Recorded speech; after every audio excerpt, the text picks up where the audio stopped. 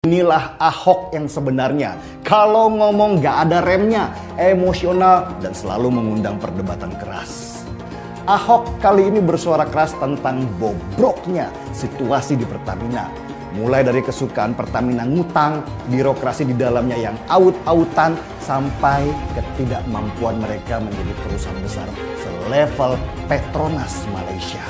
Bagi Ahok, selama kita belum mampu mengalahkan Petronas, perusahaan minyak dan gas Malaysia, kita belum ada apa-apanya.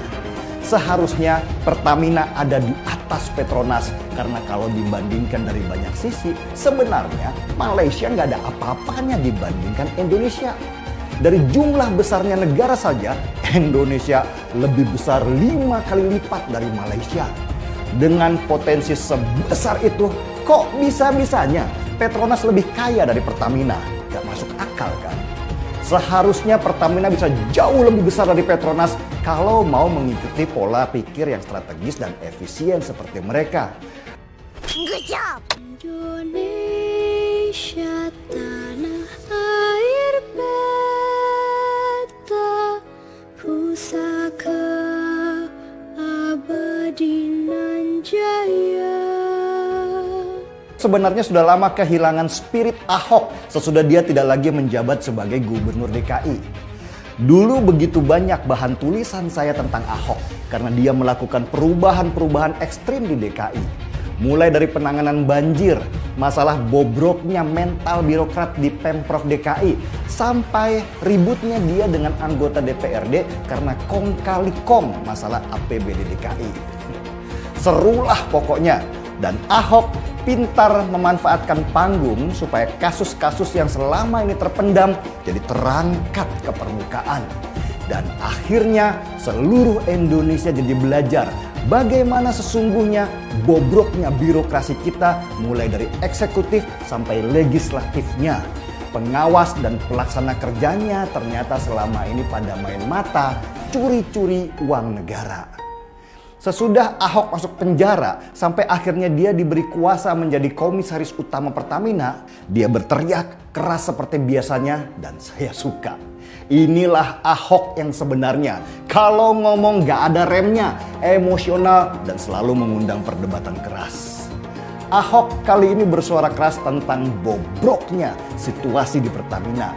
Mulai dari kesukaan Pertamina ngutang, birokrasi di dalamnya yang aut-autan, sampai ketidakmampuan mereka menjadi perusahaan besar selevel Petronas Malaysia.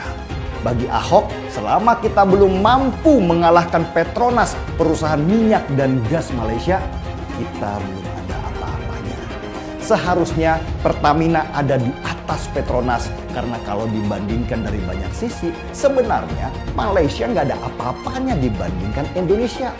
Dari jumlah besarnya negara saja, Indonesia lebih besar 5 kali lipat dari Malaysia. Dengan potensi sebesar itu, kok bisa-bisanya Petronas lebih kaya dari Pertamina? Gak masuk akal kan?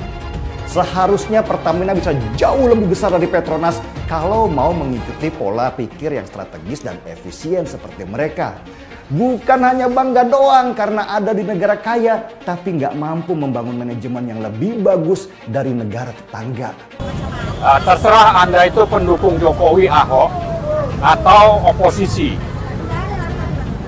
Bagi kami sebetulnya soal latar belakang itu tidak penting. Tapi yang lebih penting supaya Anda paham bahwa kalau sampai Ahok menjadi dirut Pertamina, maka itu akan mempermalukan bangsa Indonesia karena menjadikan CEO Pertamina yang punya slogan ingin menjadikan Pertamina menjadi perusahaan kelas dunia, tapi dirutnya itu direncanakan adalah mantan napi. Lalu background tentang kehidupan dunia migasnya itu sangat minim. Yang ada justru banyak kasus-kasus terduga korupsi yang jumlahnya ratusan miliar sampai triliunan rupiah.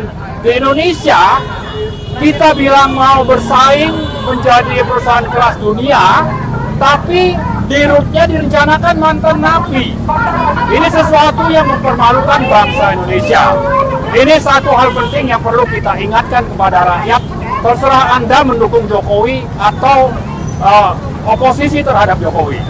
Kemudian hal yang kedua, kami menduga ada agenda oligarki dan mafia migas di balik rencana pengangkatan Ahok. Nah, kalau sampai mafia migas ini kembali mendapat kesempatan melalui Ahok, maka akan terjadi markup pembelian BBM dan minyak mentah ya oleh perusahaan yang dekat dengan mafia, dan harga itu akan dimarkup antara 5 sampai 10 dolar per barrel. Kalau kita impor antara 900.000 sampai 1 juta barrel per hari, maka potensi kerugian itu bisa mencapai 2 sampai 3 triliun. Viral, Basuki Cahayapurnama alias Ahok akhirnya bongkar permainan mafia kelas kakap di Pertamina. Miliaran uang Pertamina masuk ke kantong mafia setiap harinya. Ahok menyebut bukan hal yang mudah untuk membabat habis permainan mafia-mafia ini, karena mereka memiliki backing dan juga memiliki hubungan erat dengan parpol politik. Para mafia senior ini melakukan aksinya sudah puluhan tahun dan mulai terbongkar sejak Ahok menjadi komisaris utama. Para mafia ini bekerja dengan tersebar di seluruh wilayah Indonesia dan mereka seperti tidak tersentuh oleh hukum, meskipun sudah diketahui pola permainan kotor mereka. Presiden Jokowi sebenarnya memiliki info mengenai adanya permainan mafia migas ini. Mereka sangat menyukai impor dan tidak mau Indonesia menjadi negara yang bisa mengolah minyak sendiri.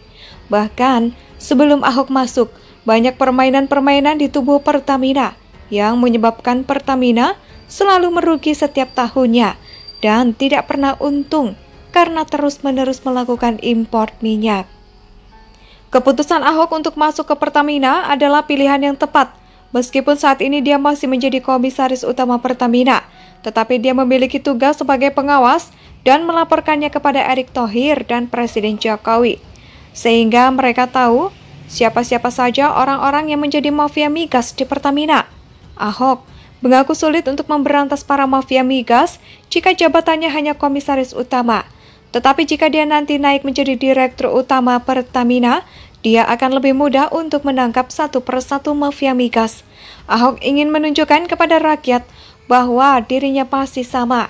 Meskipun sudah tidak menjabat sebagai gubernur DKI Jakarta, Ahok mengaku masih memegang karakternya yang dulu, yaitu tegas, berani, transparan, berintegritas, dan profesional. Ahok mau membuktikan bahwa dia masih sama dengan Ahok yang dulu dikenal luas oleh masyarakat. Dia ini ingin membawa Pertamina menjadi perusahaan BUMN menjadi yang lebih baik lagi. Puluhan tahun para mafia berhasil dengan aman menyedot uang negara melalui impor minyak, dan baru pada saat Ahok menjadi komisaris utama, mafia-mafia tersebut mulai berkurang. Meskipun saat ini masih saja ada mafia-mafia yang memiliki backingan besar tetap bermain di impor migas. Karena itu, untuk mempertahankan lahan korupsinya, mereka tidak henti-hentinya membayar sekelompok orang untuk menolak Ahok untuk menjadi direktur utama, agar mereka tidak benar-benar tersingkir dari Pertamina. Indonesia sejak dulu kala tetap dipuja-puja bangsa